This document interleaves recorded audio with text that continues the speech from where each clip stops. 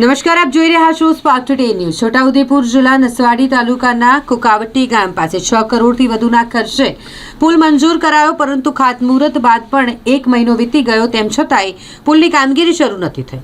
Contractor દ્વારા ખાતમુહૂર્ત વખતે તાત્કાલિક કામગીરી ચાલુ કરવાની ખાતરી આપવામાં આવી હતી। પંચાયત માર્ગ મકાન વિભાગ છોટાઉદેપુર દ્વારા કામનું ખાતમુહૂર્ત ધારાસભ્ય સાંસદના હસ્તે કરાવ્યું।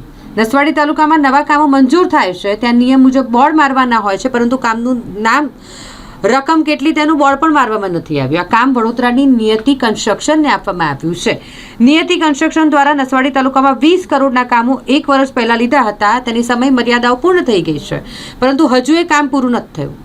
ત્યારે આ એજન્સીને ફરી પુલ બનાવવાનું કામ સોંપવામાં આવ્યું છે। સ્થાનિકોના જણાવ્યા મુજબ આ કામ વહેલી તકે શરૂ કરવું જોઈએ।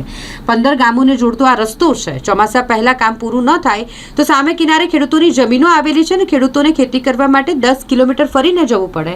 હાલ તો વહેલી તકે કામગીરી શરૂ થાય તેવી ખેડૂતોની માંગ છે। કુકાવટી પુલનું ખાતમુહૂર્ત થયા 1 મહિનો થયો, ત્યાર પછી ડાયવર્ઝન બનાવ્યા, પછી ડાયવર્ઝન પૂર્ણ કરીને હજુ સુધી પુલનું કામ ચાલુ કરેલ નથી। ડાયવર્ઝન બની ગયું છે તો હવે કામ તાત્કાલિક ધોરણે પુલનું કામ તાત્કાલિક ધોરણે ચાલુ કરવા ગામ લોકોની માંગ છે। આ રસ્તો નસવાડીથી લગાવીને વાઘિયા તરફ જાય છે ને જેના બ્રિજનું કામ મંજૂર થયું છે। લગભગ 1 મહિનો થયો, ખાતમુહૂર્ત થઈ ગયું છે। લગભગ 6 કરોડ 75 લાખના ખર્ચે આ કામ મંજૂર થયું છે અને હાલમાં ડાયવર્ઝન બની ગયું છે।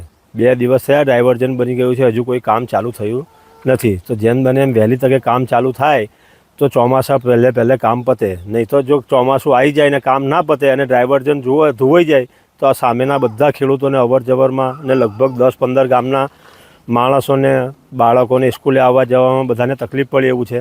એટલે જેમ બને એમ જલ્દી કામ ચાલુ થાય અને ચોમાસા આવતા પહેલાં કામ પૂર્ણ થઈ જાય એવી અમારી માંગ છે।